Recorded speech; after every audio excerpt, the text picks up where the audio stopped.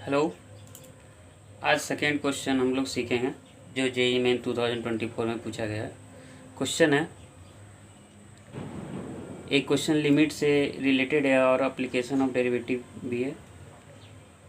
तो इसमें से एक क्वेश्चन है, limit x tends to pi by two nominator में है और नोमिनेटर में डिफिनिट इंटीग्रेशन है जहाँ लोअर लिमिट एक्स क्यू है और upper limit pi by to का होल क्यू है और इसके आर्गूमेंट में sign to T power 1/3 plus cos T power 1/3 D t है, ठीक है।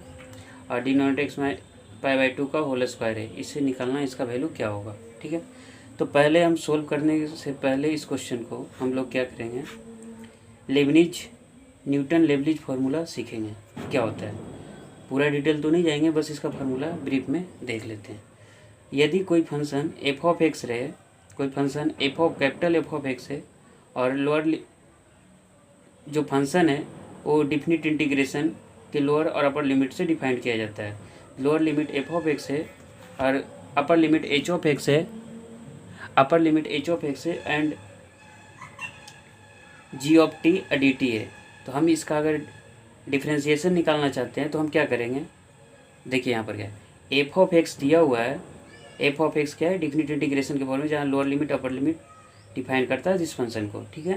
तो हम इसका डिफ्रेंसिएशन निकालना चाहते हैं या डेरिवेटिव निकालना चाहते हैं तो हम क्या करेंगे, ए प्राइम ऑफ एक्स बराबर डी एफ ऑफ एक्स लिखेंगे। और इसका डिफ्रेंसिएशन निकालने के लिए पहले अपर लिमिट को डिफ्रेंशिएट एक्स के रिस्पेक्ट में कर देंगे। पहले क्या करना है, अपर लिमिट को एक्स के रिस्पेक्ट में डिफ्रेंशिएट कर देंगे। उसके बाद अपर लिमिट को ये जो जी ऑफ टी फंक्शन है टी के जगह एच ऑफ एक्स पुट कर देंगे। क्या करेंगे, पहले अपर लिमिट को एक्स के रिस्पेक्ट में डिफ्रेंशिएट कर देंगे, उसके बाद एच ऑफ एक्स को टी के जगह जी ऑफ टी फंक्शन में टी के जगह पुट कर देंगे। तो यहाँ पर क्या हुआ, अपर लिमिट को D H of X by D x लिख सकते हैं और जी ऑफ टी फंक्शन में टी के जगह एच ऑफ एक्स रख सकते हैं, फिर माइनस का साइन देंगे। फिर क्या करेंगे, एफ ऑफ एक्स फंक्शन को एक्स के रिस्पेक्ट में डिफ्रेंशिएट कर देंगे। सिमिलरली टी के जगह जी ऑफ टी फंक्शन में टी के जगह एफ ऑफ एक्स रख देंगे। तो कितना आ जाएगा, D of F of X by D X G of X. क्योंकि इस फार्मूला का यूज करेंगे इस लिमिट को सोल्व करने में, तो हम क्या करेंगे, इस लिमिट को सोल्व करने में इस फार्मूले का यूज होगा, इसलिए मैंने इस फार्मूले को पहले बता दिया, ठीक है। अब क्या करेंगे, अब स्टार्ट करते हैं। मैं क्या किया, limit X tends to pi by two है, इसको फंक्शन को ए मान लिया। ये पूरे लिमिट को मैं ए मान लिया, पूरे लिमिट को ए मान लिया।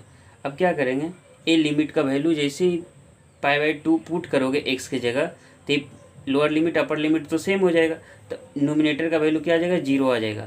जैसे ही x tends to pi by two है तो x equal to pi by two put करेंगे अपर लिमिट ए नोमिनेटर में, तो इस अपर लिमिट और लोअर लिमिट का वैल्यू सेम हो जाएगा। और सेम हम लोग को पता है कि जैसे ही ए और एफ ऑफ एक्स रहे डी ऑफ एक्स रहे, upper limit lower limit same रहता है, तो डिफिनिट इंटीग्रेशन का वैल्यू क्या होता है, जीरो होता है, हम लोग को पता है, ठीक है।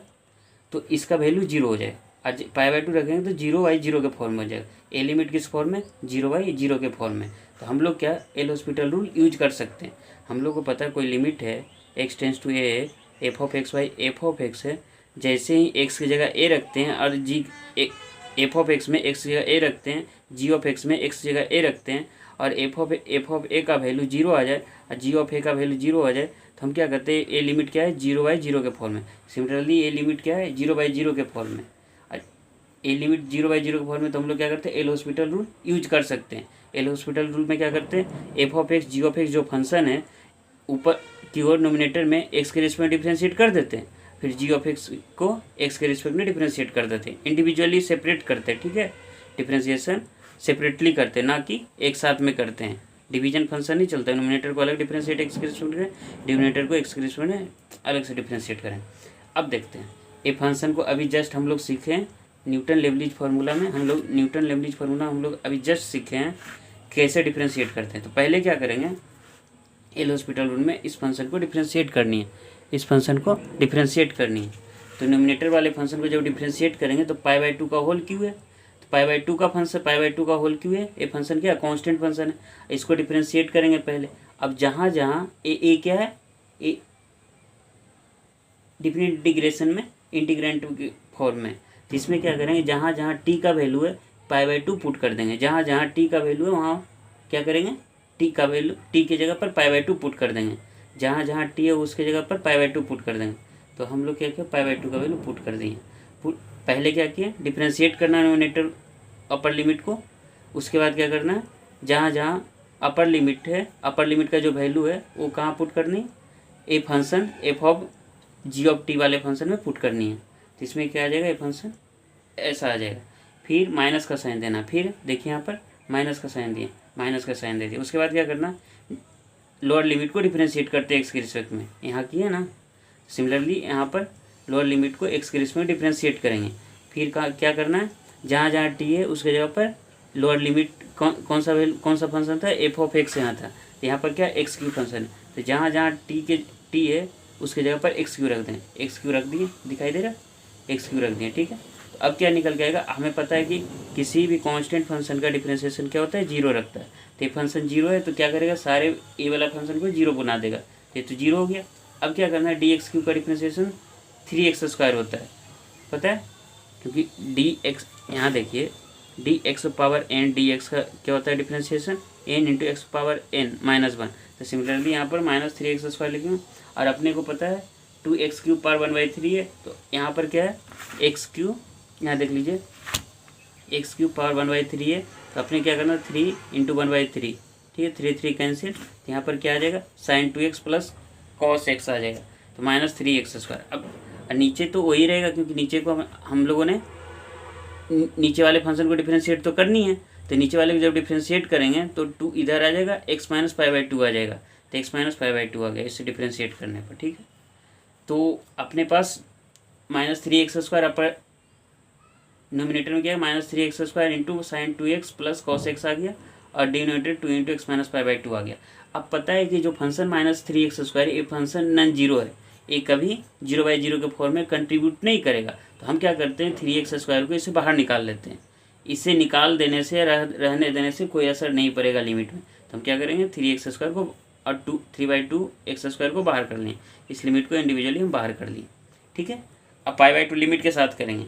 अब क्या करें, अब जो ये अलग से लिमिट बन गया, अब ए लिमिट क्या है, 0/0 का फॉर्म है। कैसे, जैसे ही x टेंस टू π/2 रखोगे तो यहाँ π/2 रखोगे तो 2 इंटू 2 कैंसिल हो जाएगा, तो साइन पाई का वैल्यू 0, फिर π/2 रखोगे तो cos π/2 का वैल्यू 0, यहाँ x रखोगे π/2 - π/2 0, तो यहाँ पर क्या है 0/0 का फॉर्म बन गया। फिर एल हॉस्पिटल रूल यूज करेंगे।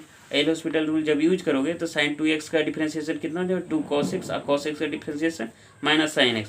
यहाँ पर बता चुके हम लोग कि ये जो 3x² है, 3x²/2 है, ये किसी भी 0/0 किसी इंडिटरमिनेट फॉर्म बनाने में कंट्रीब्यूट नहीं करेगा। तो इस फंक्शन को हम अलग कर लिए, जैसे ही अलग किए तो π/2 पुट करेंगे यहाँ पर, तो π/2 का होल स्क्वायर, अब π/2 का होल स्क्वायर तो π²/4, अब -3/2 आ जाएगा।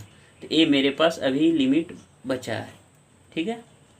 अब ऊपर डिफरेंशिएट के नीचे डिफरेंशिएट, तो ये फंक्शन क्या है 2 cos 2x - sin x। अब देखते हैं, ठीक है, अब देखते हैं।